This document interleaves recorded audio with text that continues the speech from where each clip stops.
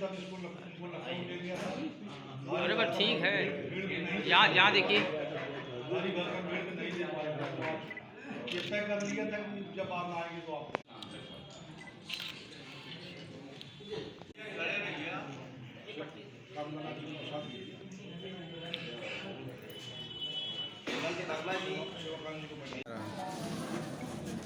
आज जो हमारे भारत जोड़ो यात्रा में शामिल हुए लोग, उन सभी साथियों का सम्मान करना था, इसीलिए कार्यालय में ये कार्यक्रम रखा गया है। और उसके साथ साथ हाथ से हाथ जोड़ो जो कार्यक्रम शुरू हुआ है 26 जनवरी को, उस कार्यक्रम को भी मुझे जिले बाई जिले, ब्लॉक बाई ब्लॉक जाके देखना है।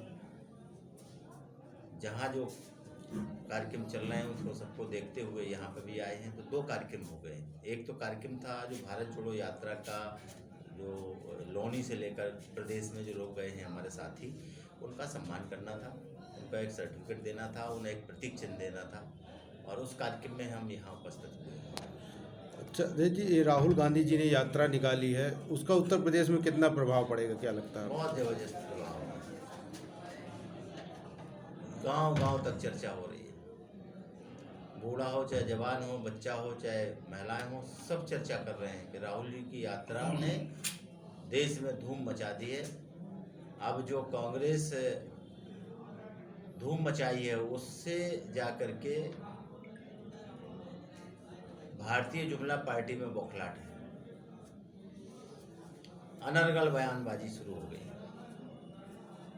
इससे ये लग रहा है कि पूरे देश में भारतीय जनता पार्टी, भारत जोड़ो पार्टी, तमाम नाम दे रखे हैं हमने, ये सब बौखलाहट में उल्ट जो स्टेटमेंट दे रहे हैं, ये कहीं ना कहीं फ्रस्ट्रेटेड हो गए।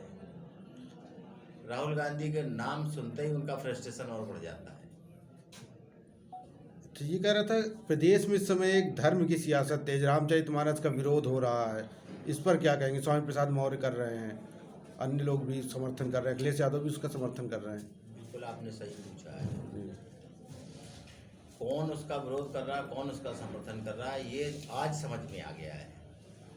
जब आरएसएस के प्रमुख मोहन भागवत ने यह कह दिया कि जातियां हमने नहीं बनाई हैं, ईश्वर ने नहीं बनाई हैं, ब्राह्मणों ने बनाई है, तो हमें ऐसे लगने लगा है कि एक तरफ समाजवादी पार्टी उसी पर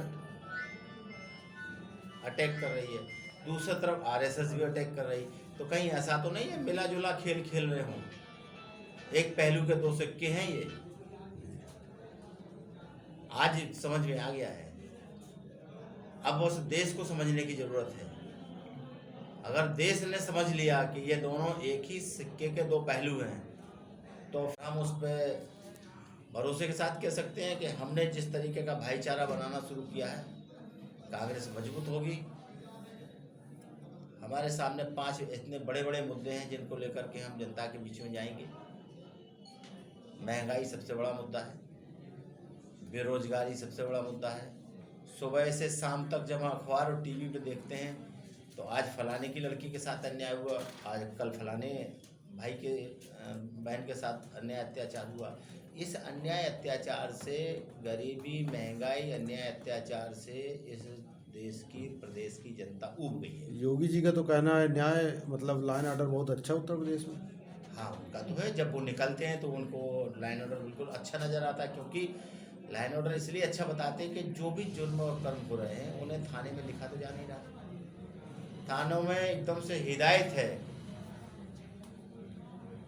कि अपराधों की संख्या नहीं बढ़नी चाहिए। अपराध तो अपने आप कम हो जाएंगे जब लिखा पढ़ी में नहीं आएगा। तो जीडी पे महीने में 2 मुकदमे लिखे जाएंगे तो क्या होगा? और होना 100 है, 2 लिखना है तो 98 तो रोड पे ही चिल्लाएंगे। लेकिन उनकी चिल्लाहट सुन कौन रहा है? इस बहरी गूंगी सरकार में कौन सुन रहा है उनकी चिल्लाहट? उनके दर्द को कोई नहीं सुन रहा है। इसलिए वो कह रहे तो अपनी जगह ठीक है, लेकिन मैं कह रहा हूँ देश में कानून नाम की चीज़ नहीं है, प्रदेश में कानून नाम की चीज़ है।